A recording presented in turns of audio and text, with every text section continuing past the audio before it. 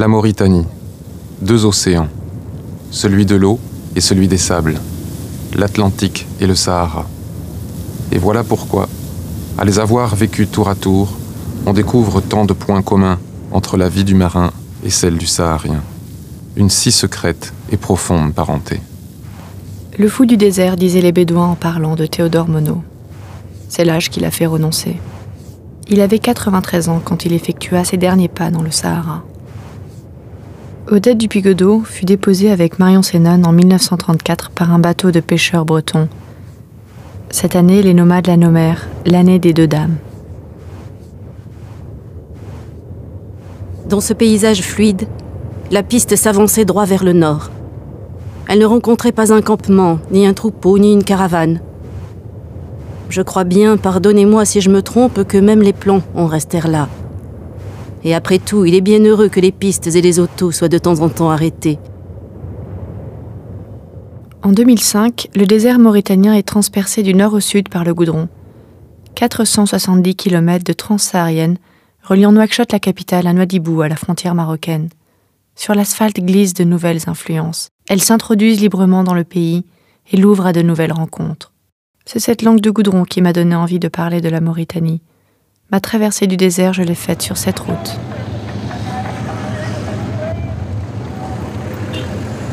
Nouakchott, mes premiers pas dans le pays.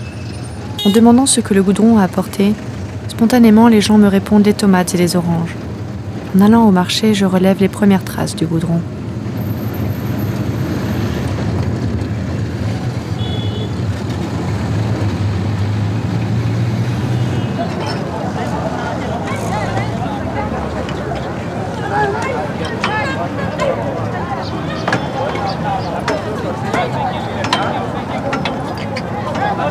عاد تجيب كميات كثيرة وعاد تجيبها ثلاث أضعاف اللي كان يجيك الساعة. تجيبها ثلاث أضعاف. كانت تيك الساعة تجي جو شاحنتين جو ثلاثة وجو ربعة إلى كثروا. وراكم شفنا 12 شاحنة في اليوم 11 شاحنة إلينا 10 شاحنات. الخضرة ديك الساعة ملي كان لبست الخضرة كتخسر كتضيع كيجي النص ديالها مزيان النص كيلوحوا الناس لا ربيرتي. دروك الحمد لله بعدا الخضرة كتجي من المغرب كيف في المغرب كيف هنا الحمد لله ما فيها الخسائر الحمد لله. دروك الخضرة عاد تجي بضايع ما كانت تجي.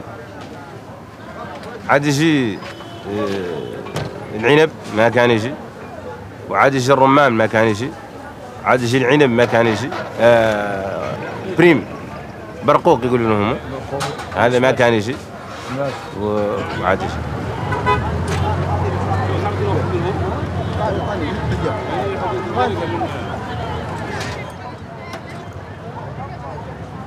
Les étalages colorés de fruits sont la preuve du chemin parcouru par les camions marocains. Nouakchott est leur point d'arrivée.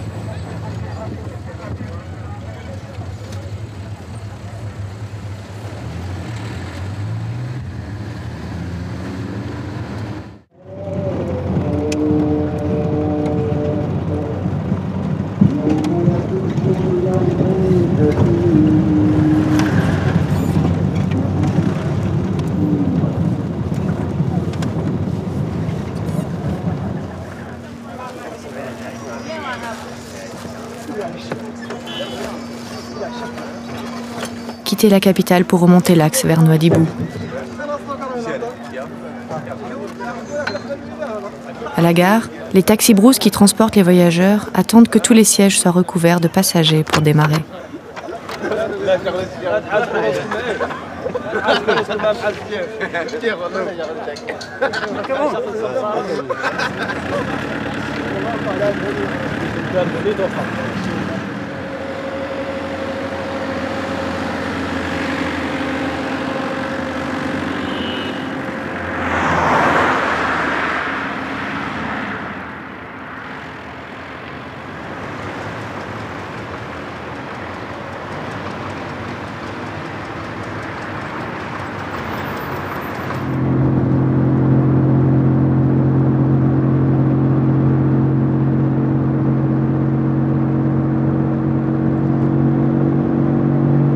نسمع عنها ياس من المراد، نسمع الناس تقول عنها تمشي وتوقد في وادي الشبكة، وخالق من الناس اللي يمشي عن طريق البحر ويطلع عليه البحر، الوتاتي تم يتحرى البحر نين يقل ويجوا لا ياخذ، وعيد نسمع عن وتجي لا تاخذ يطلع عليها البحر وتخسر والناس تمشي دائما في وادي الشبكة وتذهب فيه ويقتلها العطش ويقتلها. خلقت منين؟ زي من منين؟ أنا كليانا. أنا واحد من الشنقيطي، واحد من الأدراد، خلاقة في شنقيطي وكابر فيه. وقد اشتغلت 7 سنوات والله 8 في نواذيبو. ولكن الحمد لله نشتغل في نواكشوط. هاي الطريق ما قد ذكرتها من سابقته قدرا. وذلك ماشي لين عيد مع أهلي، الله اللي علينا من ساعة وقدرنا ما دلات فيها مشكلة. أنا أخويا لا كيفك كان سخل مع ناديبو. يكسا سخل خالي. يارك وارك اللي باتو أوروبي كان يمشي في اللي خود سخل ما تلا خالي. أيوه يكسا كان لما يتفي شوي سريتي هاي وتو بس نجد هذا الفيل ترانسبور بين ما ناديبو ناصر. لك عنا ما حد قدره ما خالد فوقت عن نواكشوط شهرين 3 منين عاد قدره خالد مفوت عنه شهر ومفوت عنه 20 يوم ومفوت عنه 15 وعيت مفوت عنه لنهار واحد قال في البداية الصقع ما كان حد قد يتصل لي. وعندك انك لو خطرت انت بين السكنة بلدكم حالا والسكنة في نواكشوط طيب تختاري؟ نختار نواكشوط من انه خطر انا نختار نواكشوط لكن ما نختار دار ممكن عن تقروز بدية ما فيها والي ولا تالي ما فيها طب ولا فيها ماء ولا فيها شيء سوشن ولا فيها مدرسة. Salem, le dernier passager espéré qui a permis le départ. Dans cet univers confiné du taxi, je suis proche de personnes qui jusqu'à peu me paraissaient si loin de moi. Je m'interroge sur leur culture, leur religion et les parcours de chacun.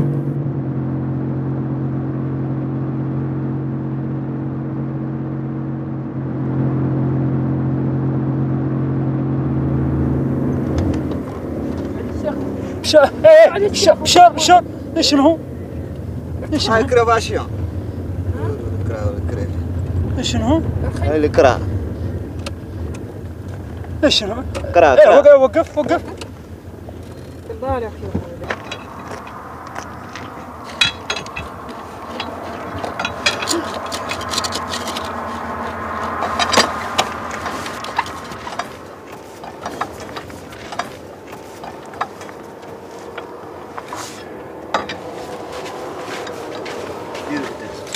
الله أكبر. يا الله لمن حمده. الله أكبر. الله أكبر. السلام عليكم. السلام.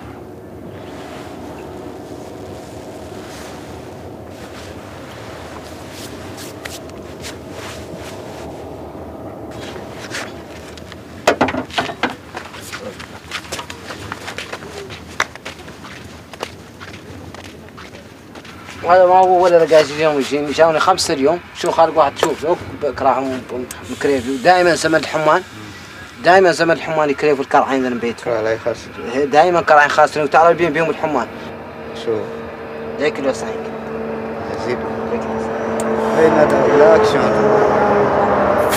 لا عليك دور كافي ذا كيلو سين صح يجي لما ذاك اللي يطرطق قبل ما كنا شايفين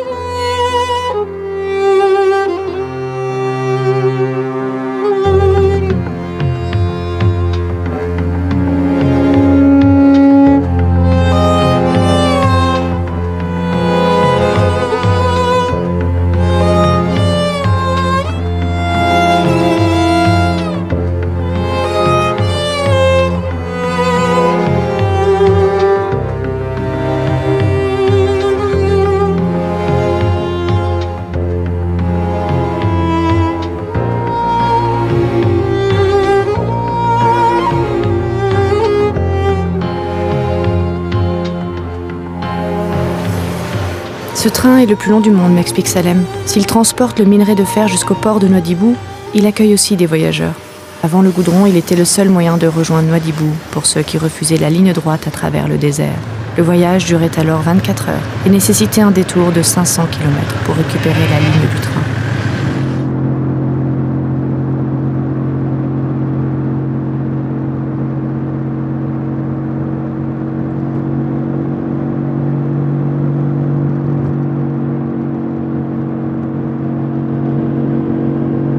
Nous entrons dans Nouadhibou, cette ville jusqu'ici davantage liée à sa mère nourricière qu'à sa terre patrie.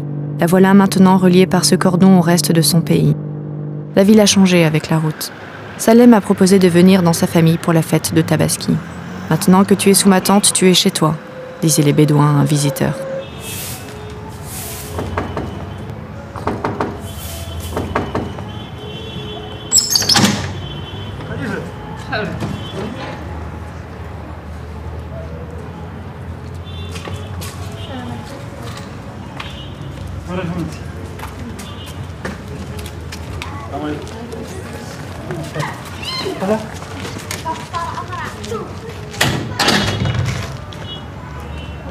واش تعرف انت؟ يا لباس يا الخير ماسين ما شاء الله الحمد لله. شحال العيال هون يا لباس ياك ما هون حد حاسب شيء؟ ياك الخير ما شاء الله ياك تمام لقيت شهركم الخير ما شاء الله الحمد لله. مرحبا وسهلا. سفر متعب ياك الخير طريق طويل متعب ولباس. السيد جاي معاكم زلوت؟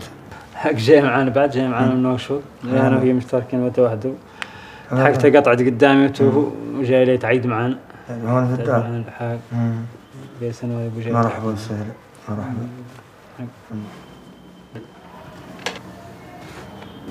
Ici, la route m'a rapproché beaucoup de ma famille. Avant d'être là à Nouakchott, j'étais là à Nouadhibou et c'est là où j'ai rencontré madame. Mais là, j'ai travaillé à Nouakchott et madame et mes enfants sont là à Nouadhibou. C'est nous, les Mauritaniens, on voyage beaucoup, on est toujours des nomades.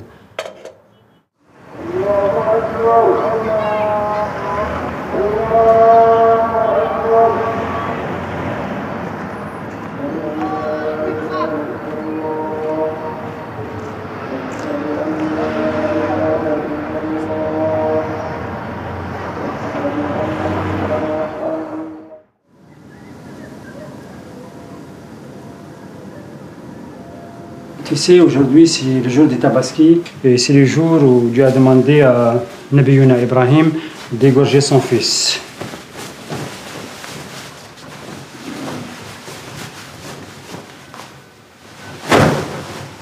Et Ibrahim a voulu égorger son fils les yeux fermés. Et Dieu a lui changé son fils avec un mouton. Et c'est devenu le jour du sacrifice pour tous les musulmans. Et aussi, c'est un moment de pardon, où tous les musulmans se demandent le pardon. Il y a une prière, une grande prière, et chaque musulman est demandé à aller prier.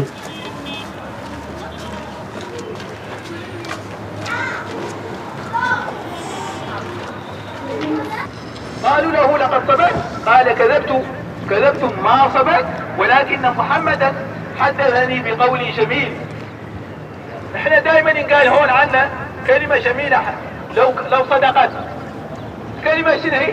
أن مسلمين 100%.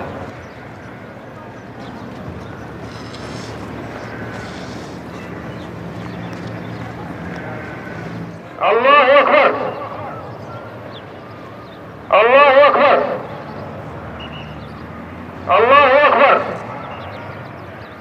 الله أكبر. ربنا ولك الحمد.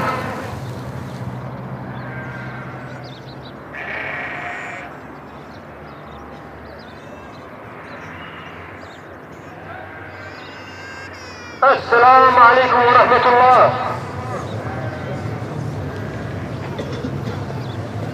هذا يوم العيد الأكبر لمن وفق بالأمس بعرفات.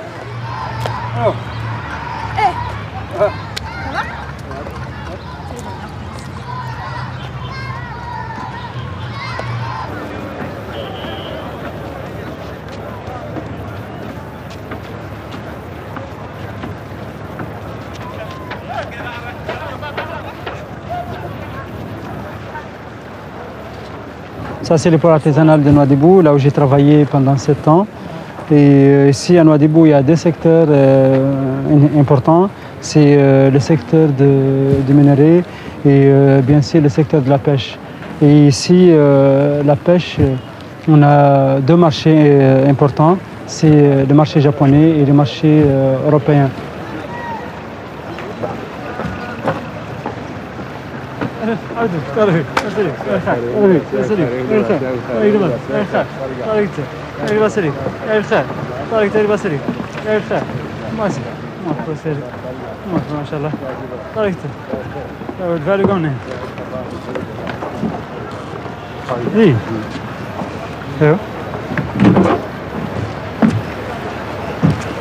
Avant, il n'y avait pas beaucoup de pirogues, une centaine de pirogues à Nouadhibou. Lorsqu'on a terminé le goudron, il y avait beaucoup de monde qui sont venus, n'importe quelle nationalité déjà. Il y a des gens qui payent les pirogues. S'il y a une centaine de pirogues qui partent pêcher, tout le monde ils vont prendre le bon prix. Mais quand il y a 1000 pirogues qui partent, et tout le monde amène les mêmes poissons, qu'est-ce que tu vas gagner? Moi, si je viens dans l'air voulu, je peux vendre mes poissons avec de bons prix. Mais si toi, tu viens derrière moi, tu ne vas pas trouver le bon prix. C'est pour ça que je te dis que le goudron, il a fait beaucoup d'activités ici. Il y a beaucoup de gens qui viennent, il y a beaucoup de gens qui partent, il y a beaucoup de gens qui font les clandestins, il y a des gens qui sont ici, il y a des gens qui travaillent, il y a des gens qui ne travaillent pas.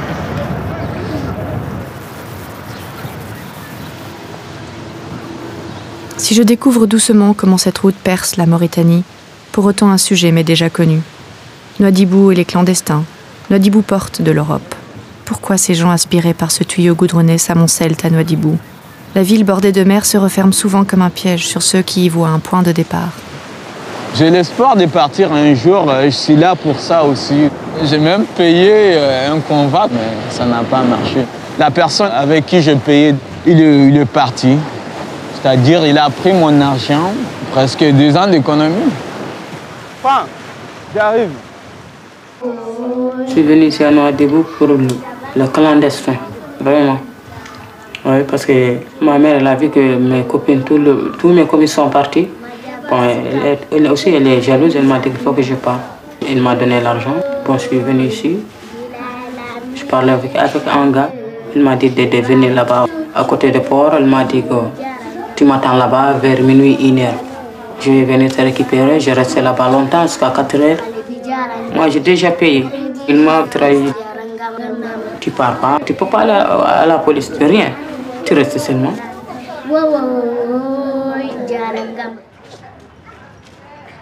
di ñëw bi ma ñëwee gis problème clandestin bi ci laa dem nag ne sama jëkkër ak sama benn doom bu tudd papa bu am 7 ans ma ne leen gis naa fa yoon boo xam ne fi mu doon dafa facile pour nga dugg Europe. léegi bu ma ko jëlee nag léegi ma fayal ko mu ànd ak sama doom bi dem diggante Maroc ak Espagne bi ñu passé noonu di jëm mel ni kuy jëm ci Croix-Rouge bi nee na seen bateau am problème seen gasoil jeex bi seen gasoil jeexee ñu toog ay 3 jours nag affaire bi bënn léegi moom ñi échappé 3 personnes la yoo xam ne dañ leen a sauvé ci ñooñu laa xamee ne moom gaañu na daal ak sama doom bi ñoom mujj ñu sauvé dañu mujj des ci ndox mi.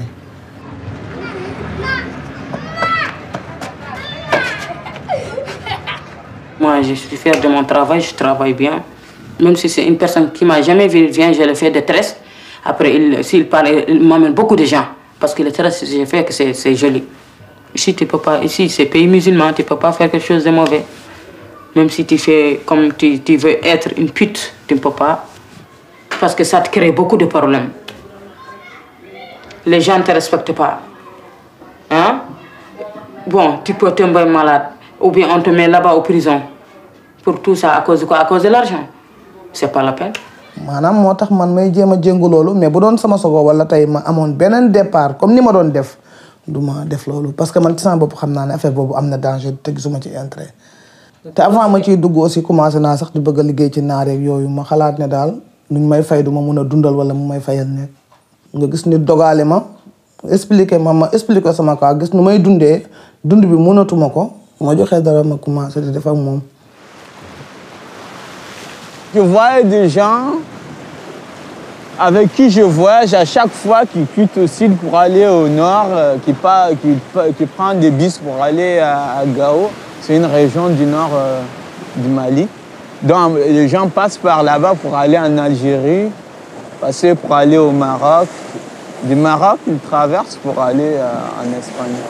L'avantage de la route de Mauritanie, c'est que ça ne coûte pas cher, le transport ne coûte pas trop cher. Oui. Parce que l'argent que j'avais m'a permis de rentrer en Mauritanie. Bon, si c'était vers l'Algérie, ça ne m'amènera même pas aux frontières. Pour partir, tu peux prendre ici une pirogue sans aucun problème et partir d'ici facilement. S'il n'y a pas de contrôle comme maintenant, comme il fait maintenant la gendarmerie et la marine, avant, ils ne faisaient pas la même chose. Mais maintenant, ils ont de vrais contrôles maintenant. C'est pour ça que maintenant, les gens ils commencent à diminuer d'aller en Espagne. L'Espagne, d'ici, ça fait 72 heures. Avant, avec le grand bateau, on fait ça à 72 heures. 3 jours de navigation, mais avec les pirogues là, tu peux faire 48 heures et demie pour atteindre l'Espagne d'ici. Il y a beaucoup de gens qui ont fait ça. Ils reviennent souvent au pays. On a les vacances, ils reviennent pour faire... souvent, ils viennent faire les 3 mois, 2 mois. Ensuite, ils retournent. Quand ils arrivent, en les voyant, même on sait qu'ils sont des gens qui viennent de l'Europe. Oui. D'abord, tu pars les revoir là où ils vivent, dans leur maison. Tu vois les voitures. Hein? Tout ça, ils ont tout ce qu'ils veulent, quoi. Et puis, les gens les respectent même. Ils ont le respect. Oh, tu sais, moi, quand je vois ça me fait penser. Ça me fait penser beaucoup de choses. Parce que je me vois, moi... Je suis là, par exemple, je n'ai pas de maison. Je marche à pied. C'est par rapport à ma famille que je cherche quelque chose. Pour pouvoir aider ma famille. Sinon, franchement, moi, là où je suis aujourd'hui, même si tu me donnes un bon travail dans lequel je peux aider ma famille ici, même là où je suis, je reste. Je vais rester. Pour le faire. Je trouve les gens qui reviennent en pleine mer, tout le temps. Tout le temps. Ça ne me fait rien du tout. Prendre un cadavre en pleine mer, ça n'est rien du tout.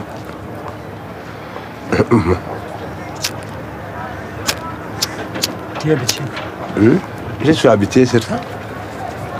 Même voir quelqu'un mort comme ça, ce n'est rien. Toi, ça te fait peur, mais pour moi, ça ne me fait pas peur. C'est Dieu qui m'a sauvé. Parce que si j'étais parti, je vais mourir ou bien on va me refouler. C'est bon de ne pas partir. En même temps, encore si tu pars en Espagne, tu n'as pas de papier, tu ne peux pas travailler comme tu veux. Tu ne peux pas. Et tu vas rester toujours se cacher. Tu vas. Tu ne peux pas partir. Donc loolu rek laay xalaat mi métier bi moom ñaanuma yàlla continuer ci.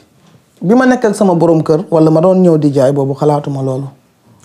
man kay bëgguma dem fenn lu dul tey ma amoon benn somme boo xam ne damay génn ci métier bii di def sama liggéey. Ça me dépasse. Moi-même, souvent, je m'assois pour demander pourquoi les gens veulent aller comme ça. Pourtant, il y a tant de gens qui meurent en mer. J'ai des amis qui sont en Europe. Souvent, ils m'appellent pour me dire de ne pas perdre l'espoir. Oui, de ne pas perdre l'espoir.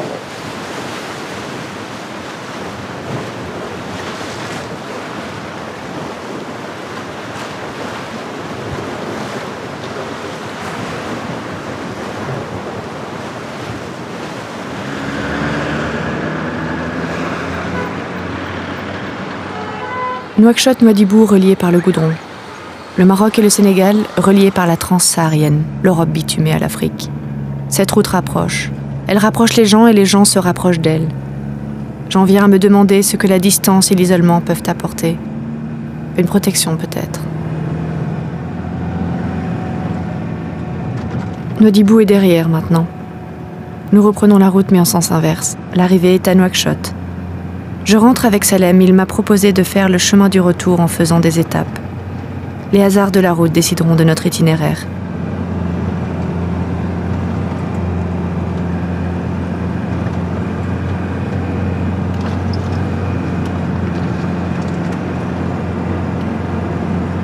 Nous sommes à peine à 40 km de Nouadhibou. À gauche, le chaînon de goudron descendant du nord nous rejoint. Les produits venant du Maroc entrent en Mauritanie par cette porte.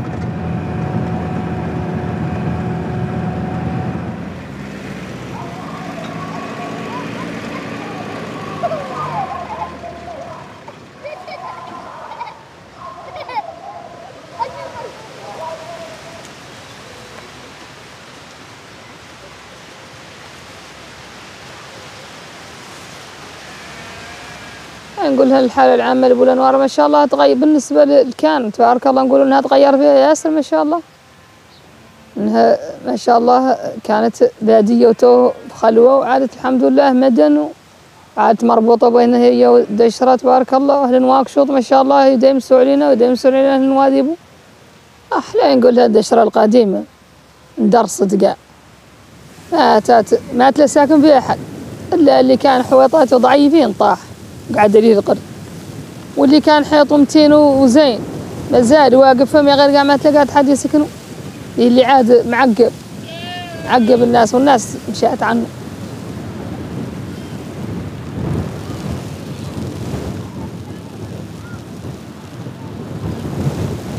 نقول لها نخاصنا ياسر، نقول لها نخاصين الطرق بعد قد شرطنا بعد قاعد وخطط من عند الراس.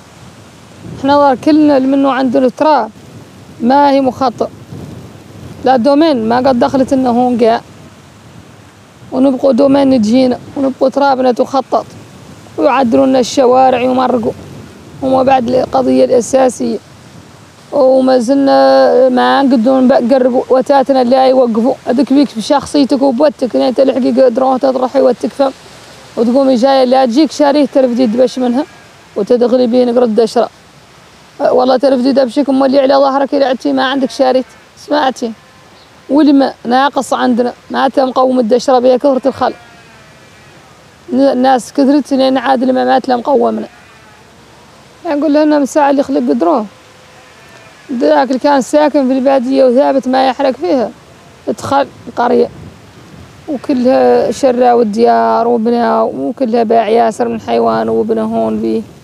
وعاد زمن الحمان والصيف لين تضمن الحالة يدخلوا الدشرة وين يخلق الحمد لله النعم ويخلق يخلوا دبشم هون ويمشوا بخيامهم ويقيسوا البادية، ولين يعودوا داخلين هم اللي يجيبوا شوايلهم هون يعودوا يبيعوا البن على قدرون إلى أن نجبر عون إن شاء الله ولا ينعدل ذاك وبرج صاد على قدرون وقريب منه ونديروا فيه آلة وبرج كاملة وتيكات والرستوران وذاك فر وتوف ولافاتنا ريناه وعدنا نديروا له برج ومع المشروع نخل كامل عاد دايرينه بليدة واحدة منظر كذا يعطي مولانا عون إن شاء الله.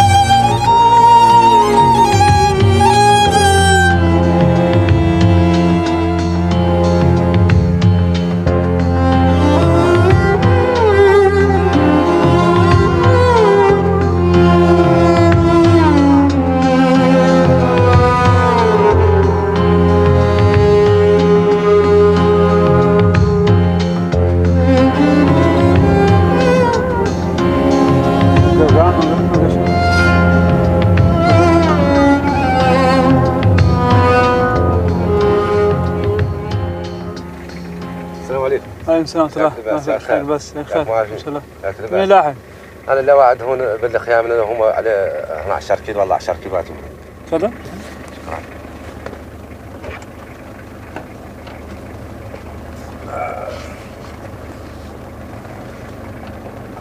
بسم الله الرحمن الرحيم.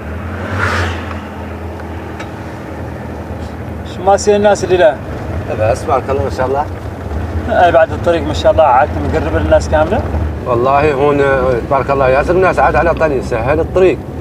سهل جابر الناس بيدي انا كنت مع قوم اللي هون وانا راجع مولي شهر الخيامه 12 كيلو مع تبارك الله غير مولي اللي هم واحدين من الخيام مولي هم جايين قبل الساحل ما ورطتهم الطريق. مثلا لا بريداتهم هم 15 كيلو والله قبل الساحل. قايس هناك؟ ما كنت واحد خيامنا على طريق غالبا انتم هم اللي تقعدوا معكم اجاله راني داعيكم للتاي مدير معايا هيك.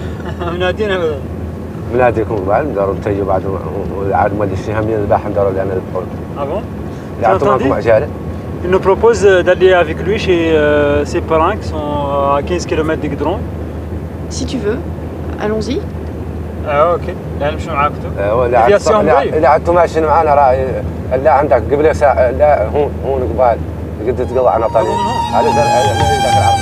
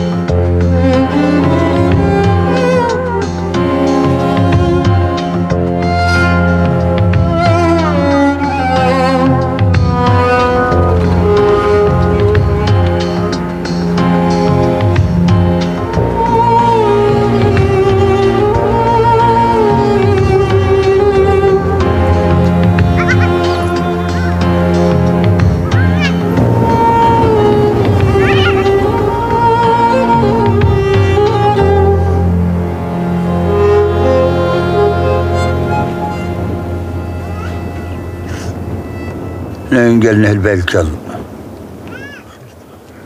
قال له البلكل وانا اسمي حمدي احمد يعقوب العبد الرحمن وعينه في دار الوتات من خالقات من فم الله تم تتراب لا تفركشه طلقها لا تفركشه الين نطرح ذا طالي اللي له عم الله اثنين تعود خالقات طلع وخالق عنده الاتصالات للتليفونات لحق من مكان خالق يكتب براو من هون للقاش يقيس بها نواذيبه وهو تعالى زايدة التليالي والله 4 ضالة ثمانات لا كأنها مقطوعة حكما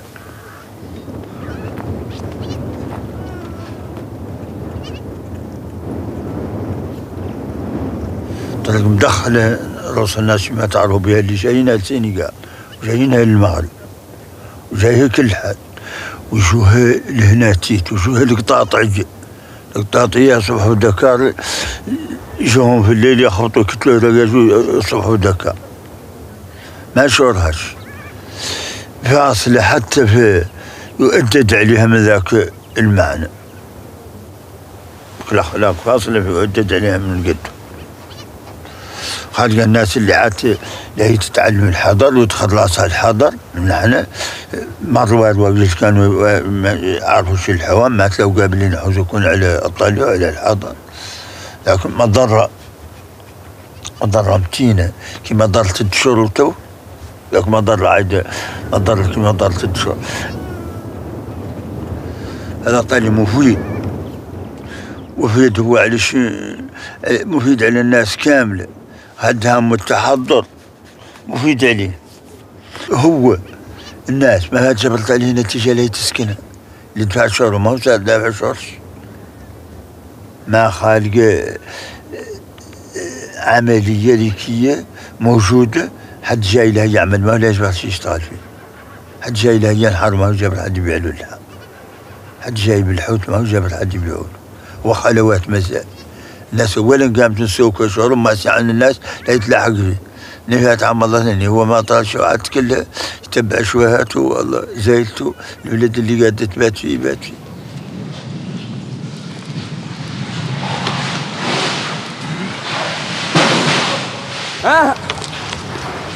هو رمجان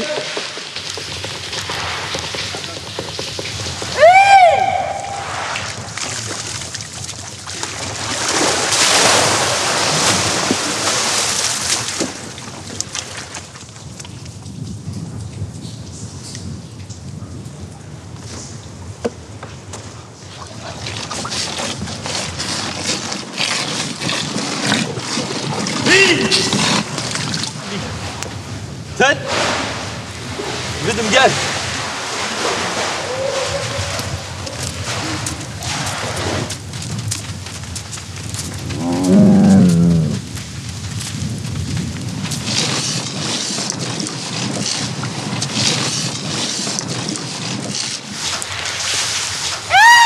لا ولا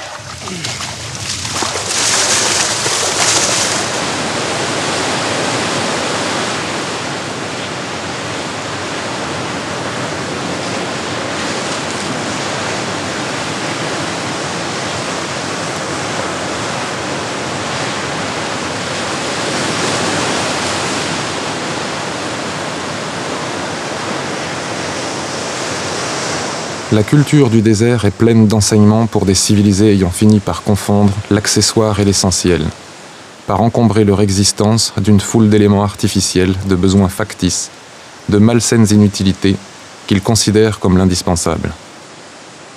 Le progrès occidental y apporte ce qu'il peut donner. Un bien-être matériel limité, trop d'argent pour quelques-uns et la suggestion tyrannique de besoins nouveaux.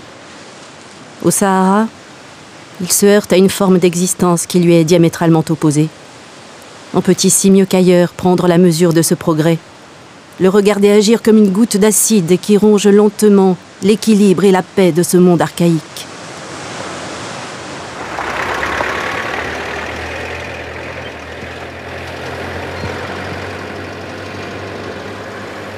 بالنسبة للطريق قبل مجيدة قدرون كانت النقطة الوحيدة اللي تعود هي النص بين نواكشوط ونواذيبو وكانت هي المحطة الصرهون. جميع الوتات اللي جاي من المغرب واللي جاي من نواذيبو اللي جاي من نواكشوط واللي جاي حتى من دكار كانت واخدين. للأسف تأثروا ما تلاقوا تأثروا تأثير هذه المسائل اللي قلت لك ذلك اللي كانوا متوفراتهم ما تلاقوا موفرات الشي بهم اللي قطع الغيار ما تات موفرات شي هون به الوتات وتات واخذ والراحة ما تلا حد واخذ اياك يستراح والأطعمة اللي كانت تنباع من لا يخلي عليه وكلها. وش لاهي نقول لك كل ما هو يتعلق بالطريق كان اصلا مستفادين منه هون وتحيد ما تلا خالي. وبالنسبة للرجال هون اللي يمارسوا الصيد أكثر سلبيات عليهم هون رحيل العليات اللي ياك يمارسوا التجارة ما دام وقع مارسينها في التجارة هون وقريب ذاك نفسيا شيئا ما لا باس عليه بالنسبة للرجال وغير منين عاد اللي ما هي مارشي هون يكون بطريقة ضعيفة وعاد اللي فهم تفكير ان الناس يغلطها تقرا وقاست الناس 6 شهور بقات الرجال هون بلا معناها ما هون حد. انا زاد انا نقول لك هدي راني طلعت نقول انوار ياك يقراو وعد حتم عليا نشري تراب مولي فهم كنت قد موظف هون في بالي وعدت بعيد عليا هما وراوتين اخلاقي وعادوا صوايري 2 الى عاد ما هو 3 معناها فهم تاثير متين. واللي يبقى هون هو ذو النقاط اللي منقل لهم. نعرف عن التجاره بصفه عامه قد ما تزدهر حتى كيف كانت يا غير تقد الى خلقوا المسائل يهنا وبعد على الاقل فيها يثبتوا فيها لي.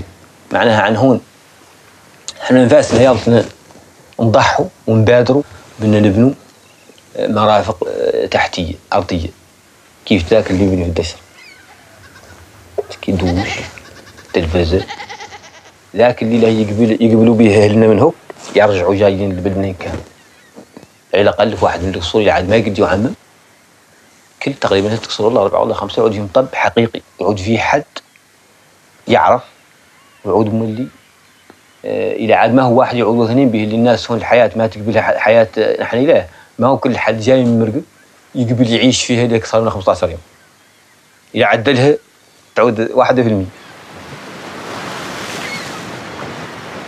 نحن ما نعرفهم مهم انه الصيد والله اكثريتنا والله اللي منا كامل مالك الشيء وضعات منهم عنا نعرفوا هذا الصيد وممكن نولي فيه شيء بقيمته. احنا ورانا شيء حياتنا من باتنا وبات ذوك وموتانا هو ما نقدروا نمشوا عنه لابد ان من تنظروهم ولابد ان نعرفوا شيء بدو يندخلوا اللي معدنهم ذاك ما يقد حد يقدروا يكون ب ذاك عنده عدة مسائل. من تعود الحالة كيف ولا تطرح فكرة جديدة نتخيلها في 10 سنوات جاية ما يخالف. معناها عن فم يقولوا اثنين إن ما تعود به الهي قابلة للحياة ولا يتقدم، وإما تعود بلاهل منين تمل هذا كيف سوي الناس لا تمشي هكذا. وأنا بعد نتصورها منين يعود ذا اللي واقع لي معاها واقع لرجلي كامل ويساعدوا الأقدار عن اللي لا يتعلم يتقدم إن شاء الله.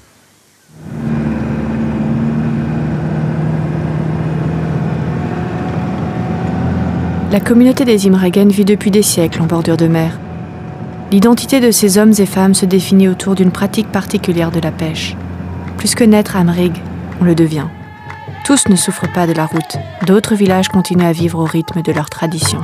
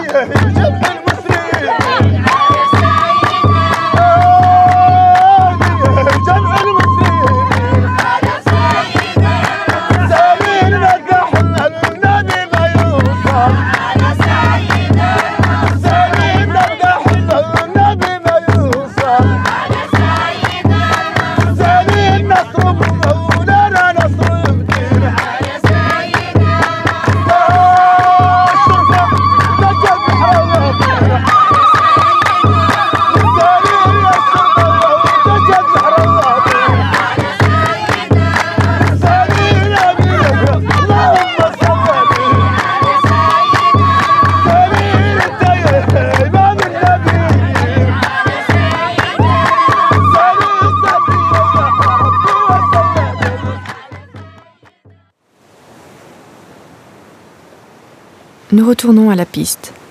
Les battements du tam-tam continuent de résonner dans la cabine du pick-up. Salem décide de retarder les retrouvailles avec le goudron. Nous empruntons l'ancien chemin, celui du sable, celui qui passe par la plage. Les réflexes de nomades ne se perdent pas. Salem a demandé l'heure de la marée avant de quitter le village.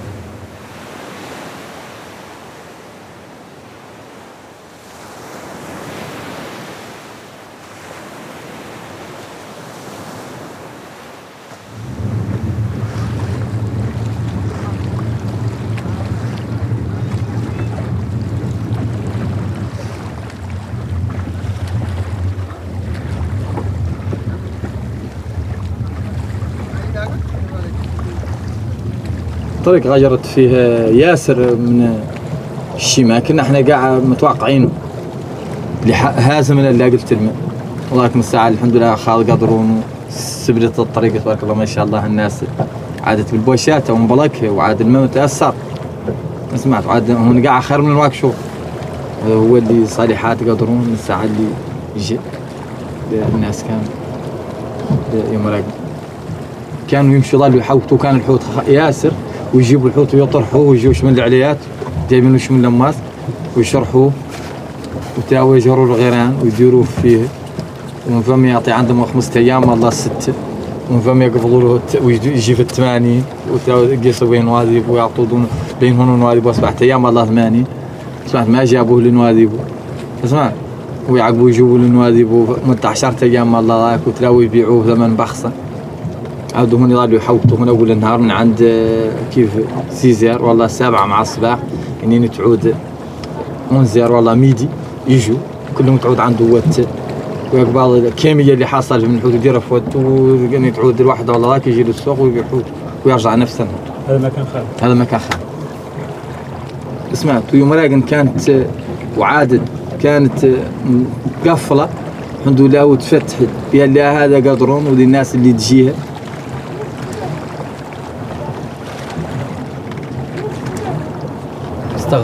مستقبل الشاشرتين يكبروا يعقوا يمشوا بيا عن هذه الحياة اللي أنا فيها هي اللي متوقعة. أنا مربي شاشرتي لاش لأن دورهم يديروني في الشيء ما يدي المهنة اللي احنا فيها اللي كافي منها اللي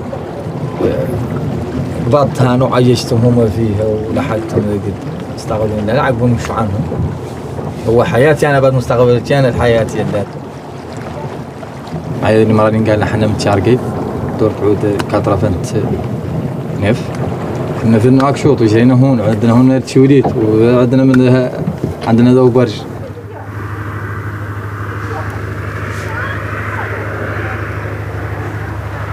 وش ما سمعت ترقية في اللزين؟ لا بأس حامد مولانا سايمة. طيب قال احنا اليوم جبرنا نهار نتهي. مالكم؟ لا كنا جايين من تل كنا جايين من تل خطين حجراتي هو أنا وأنت ما رديت عليك كانت البحر عند حجرة الأحمد يعقوب دي اللي في سهوة الحجرة وهي جبايتها مات جاها ورأينا هاي المرأة شايجة فيها. مشينا من الركيس جايين له وأنت ما تقدر تاخذ على طلبي خايف ما يمد وكردنا الطريق الأخرى اللي قد توهني نفتنا لحقنا هو اسمه هذا هو اسمه حيزرة تمينا فيني نعات منه ويقيمنا منه تو قال عن البحر لا يعود السرح تو قيمنا منه ولا تمينا ماشيين قلنا الجليل نقر البحر إذا قامت وقامت ماشيين نقر والبحر ياك ما دخل عليكم نقر الوتر أصلا دخل علينا نقول ما دخل علينا ما نوفر دخل علينا قارمتنا ذاك اللي كافح وعدنا تزر العربي تزر القارب وتو ولا قامت تشرب تو خاضنا من دفت الوت تو خاض بحق هي كادن البزازيل وخاضنا بعد وعندي طفايله درتها اللي رقبتي من هنا تي رقبتها راقبه لي وقبل تنوت راي خاطه لي وت وشيرت لي ولا واحد خلعت مني خلعوا مني قالوا عني عزت البحر قالوا هاي نورة مالك تصقي دايك ما تعود عزت البحر ساكت ولا قد منهم ها منهم قاموا صغيرية قالوا لا يس والله جاء أقبطانا مولانا هذا ورواقش وجاونا من جاونا الحمد لله عقدونا الوت الحمد لله وما رقت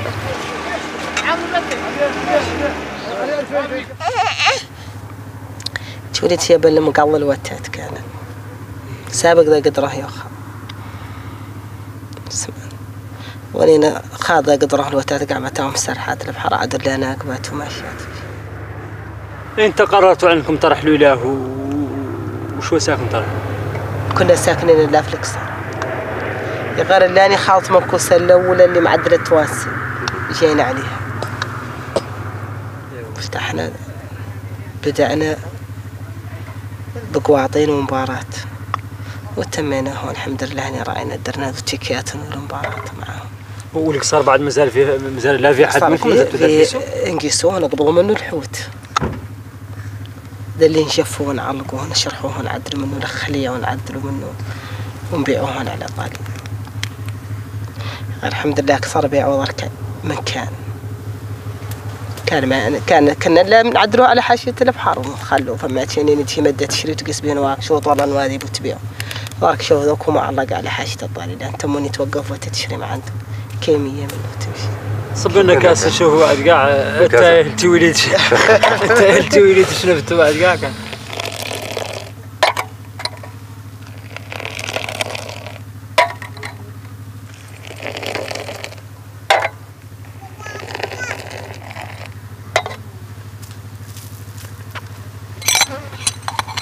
حالك ولد؟ ياك لباس عليك؟ ياك تلاك تختار تويليت هوك ولا المطعم هون؟ نختارهم. شو سهل؟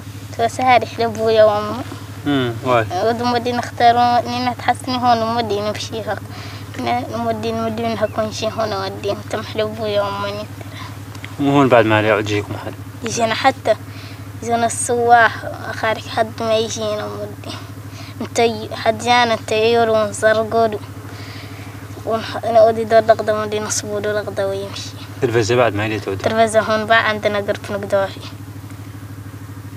تشوف المسلسل هون حتى يا حي شنو عندنا التلفزة فرابوريها وقرب خارج شي بعد مولي عندك تلفون بعد ما عندنا بقى هون في ريزة ومدي وقتها كان ترى التلفون ريزة هون أرم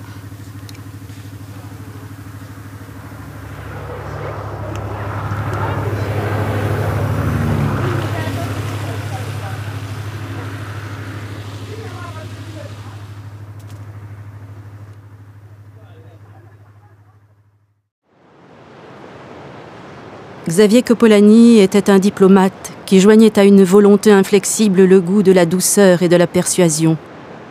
Il y a un demi-siècle, lorsqu'on lui demandait « Mais que ferez-vous de ce pays, de cette mer de sable stérile ?» il répondait « Eh bien, j'en ferai ce qu'on fait d'une mer, un passage, et les caravanes, plus tard un chemin de fer, et les automobiles y circuleront en sécurité. » Ses prédictions les plus hardies se sont réalisées. Traversé par des pistes automobiles, le désert est devenu un passage, comme la mer. Du temps des caravanes, les Mauritaniens étaient les seuls à posséder les clés du désert, les chameaux et les puits. Sans eux, pas de commerce entre les mitoyens du Sahara. La route a fait sauter le cadenas du désert, la Mauritanie s'est ouverte. Elle se confronte au défi de changer en échangeant avec l'autre, sans se perdre ni se dénaturer. Le pays peut renouer avec son mythe identitaire, celui de carrefour où se rencontrent les gens et les produits, et où se réalisent les transactions.